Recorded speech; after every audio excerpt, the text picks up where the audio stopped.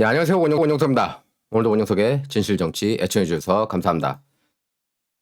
자, 이제 이상하게 일론 머스크 관련 뉴스들이 계속 나오고 있습니다. 황당한 뉴스가 많아요. 최근 보면은 뭐 진짜 뉴스들도 많지만 뭐 트럼프하고 갈라서고 이런 거는 그런 건 다 진짜예요. 이제 일론 머스크 이제 그 최고 경영자 테슬라 최고 경영자가 절친인 세르게이 브린 구글 공동 창업자의 아내와 불륜을 저지른 것으로 드러났다고 월스트리트저널이 보도했습니다. 월스트리트저널도 이제 그나마 메인스트림 미디어 중에서는 그나마 이제 사설 통해서 올바른 얘기를 해요. 그러니까 트럼프 러시아 내통 스캔들 조작되고 이런 거는 제대로 전했습니다. 근데 이제 치사하게 1면, 2면, 3면 이런 데 게재하지 않고 오피니언면을 통해서 얘기한 게 이제 좀 치사한 거죠. 언론으로서. 어쨌든 일론 머스크하고 세르게이 브린 구글 창업자 이들의 잘못된 만남으로 블룸버그 억만장자 지수 기준으로 세계 최대 부호인 머스크와 파리 부자인 브린 사이에 오랜 우정이 깨졌다. 뭐 이렇게 보도를 했습니다. 월스트리트저널이. 무슨 타블로이드지 같아요. 보면. 자, 머스크는 브린의 실리콘밸리 자택에서 정기적으로 자고 갈 정도로 오랫동안 가까운 친구로 지냈고 브린은 2008년 글로벌 금융 위기 때 생산 확대에 어려움을 겪던 머스크에게 선뜻 50만 달러를 준 적도 있습니다. 자, 이에 머스크는 2015년 테슬라의 첫 전기 SUV 중 한 대를 브린에게 선물하기도 했는데요. 브린이 지난 1월 아내 니콜 샤나한과의 이혼 소송을 위해 캘리포니아주 산타클라라 카운티 법원에 제출한 문건에 따르면 브린은 타협할 수 없는 차이를 이유로 이혼을 요구했습니다. 그래서 이혼 소송은 브린이 머스크와 아내의 짧은 만남에 대해 알게 된 지 몇 주 뒤에 제출됐다고 이 사안을 잘 아는 관계자들이 월스트리트저널한테 얘기를 했는데요. 머스크와 샤노한 불륜은 브린 부부가 별거에 들어가기 직전인 작년 12월 초 벌어졌다고 이들 관계자는 전했습니다. 브린과 샤노한은 코로나 바이러스 사태에 따른 그런 봉쇄 조치와 3살 딸 육아 문제로 작년 가을부터 결혼 생활에 어려움을 겪은 것으로 알려졌는데요. 그러던 중 머스크와 샤나헨은 12월 초 마이애미에서 열린 아트파젤 행사에서 만나 불륜을 저질렀다고 소식통들은 전했습니다. 이 사안을 잘 아는 소식통에 따르면 올해 초 한 파티에서 머스크가 브린 앞에서 무릎을 꿇고 불륜에 대해 사과하면서 용서를 구했다고 하는데요. 브린은 사과를 받아들이긴 했지만 머스크와 이제는 장기적으로 대화하지 않는다고 소식통들은 전했습니다. 이제 저희 왼쪽에 보이는 분이 브린의 전 부인입니다. 그러니까 이 여자하고 불륜 관계를 저질렀다는 거예요. 머스크가. 친구 아내와의 불륜은 머스크가 여자친구인 캐나다 출신 가수 그라임스와 결별한 직후에 이루어졌다고 하는데요. 또 이번 불륜 소식은 머스크가 최근 잇따라 성 스캔들에 휩싸인 가운데 나온 것이기도 합니다. 비즈니스 인사이더에서 계속 머스크에 대해서 보도를 하고 있는데요. 2016년 스페이스X 전용 제트기에서 여성 승무원을 성추행했다는 의혹을 보도했고 머스크가 뉴럴링크의 30대 여성 임원과 비밀 연애를 통해 쌍둥이를 얻은 사실도 최근에 공개됐습니다. 머스크의 쌍둥이 출산 시점은 여자친구 그라임스와 대리모를 통해 딸을 낳기 직전이었는데요. 이 밖에 또 머스크는 440억 달러 규모 트위터 인수 파기를 선언해서 트위터 측과 법적 공방을 벌이고 있습니다. 근데 이제 머스크가 바로 반박에 나섰어요. 머스크가 뭐라고 얘기했냐면은 이렇게 얘기를 했습니다. 완전한 헛소리다. 월스트리트저널 보도 내용은 완전한 헛소리다. 그렇게 반박을 했습니다. 구글 공동 창업자인 세르기 브린의 아내와 자신이 불륜을 저질렀다는 내용 기사를 인용한 트윗에 답글을 달아서 보도를 강하게 부인했습니다. 이렇게 얘기를 했어요. This is total BS. BS가 뭐의 약자인지는 여러분께서 너무나 잘 알고 계시죠. 이것은 완전한 헛소리다. 세르게이와 나는 친구이며 지난 밤에도 함께 파티에 있었다. 이게 바로 이제 파티 장면이에요. 같이 이렇게 파티를 했다는 겁니다. 그러면서 브린의 아내이자 짧은 간통의 상대로 지목된 니콜 샤나얀을 니콜로 부르면서 나는 니콜을 3년 동안 단 2번 만났다. 2번 다 수많은 다른 사람이 주위에 있었다. 로맨틱한 것은 전혀 없었다. 이렇게 항변했습니다.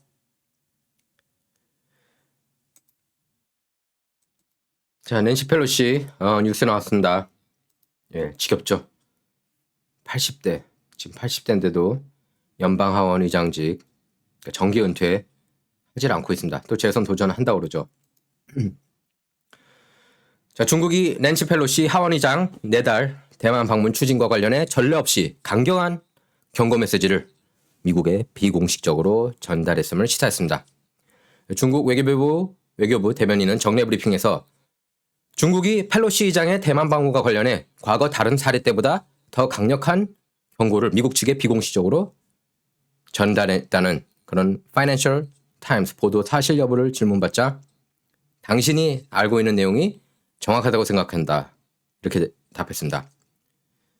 파이낸셜 타임스는 익명의 소식통들을 인용한 23일자 보도에서 펠로시 문제와 관련한 이번 경고는 이전 대만과 관련한 미국 행동이나 정책에 대해 불만이 있었을 때 중국이 했던 위협의 수위에 비해 현격히 더 강력했고 군사적 대응 가능성까지 시사했다고 보도했습니다. 그래서 파이낸셜 타임스는 중국 측이 펠로시 시장이 대만행을 강행할 경우 대응 수위에 대해 명확히 밝히진 않았지만 펠로시가 탄 항공기가 대만에 착륙하지 못하도록 막을 가능성과 전투기를 동원해 펠로시가 탑승한 군용기 비행을 방해할 가능성을 거론했습니다. 이거 뭐 거의 전쟁 선언이나 마찬가지 아닙니까? 이 정도면 만약에 저렇게 실제로 한다면 대만에 착륙하지 못하게 한다면요.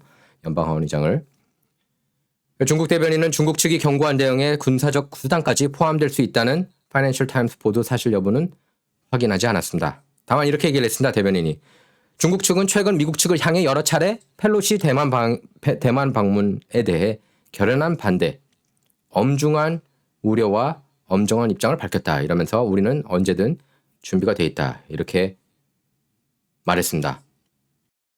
그러면서 만약 미국 측이 제멋대로 행동한다면 중국 측은 반드시 엄정하고 강력한 조치를 위해 국가 주권과 영토 완전성을 수호할 것이다. 마치 대만이 자기 국가인 것처럼 그렇게 나오고 있습니다. 중국이. 모든 결과는 미국 측이 책임져야 할 거다. 뭐 한판 붙자는 얘기예요. 거의 대만 놓고. 이거 보면은 트럼프랑은 가만히 안 있었을 것 같아요. 근데 뭐 바이든은 워낙에 이제 친중국 인물이다 보니까 약하게 나올 겁니다. 예, 절대로 중국한테 이렇게 대들지 못할 거예요. 바이든은. 자, 좌파 언론, 극좌파 언론, 극좌 언론. 워싱턴 포스트에 따르면 이렇습니다. 예, 칼럼 통해서 이제 보도를 했는데 미군이 4달 대표단을 이끌고 대만을 방문할 예정인 펠로시 의장을 보호하기 위한 계획을 세우고 있다. 이렇게 전했는데요. 구체적 방안으로는 펠로시 의장이 군용기에 탑승하는 것 외에 항공모함을 기동하거나 근접 공중 지원을 위해 전투기를 파견하는 그런 안이 고려되고 있다고 합니다. 만약에 언론에 보도된 대로 펠로시 의장 대만행을 둘러싸고 미중 양측이 군을 동원할 경우 대만 해협 주변에서 우발적인 충돌이 발생할 수 있다는 우려는 더 커질 수 있을 전망입니다. 펠로시 의장의 대만 방문을 둘러싼 미중 신경전이 아주 지금 극에 달하고 있다고 그렇게 메인스트림 미디어는 보도를 하고 있습니다. 조 바이든 대통령, 친중 대통령이라 중국하고 또 워낙 관련된 일들이 많지 않습니까? 조 바이든도 그렇고 특히 이제 그 헌터 바이든이요.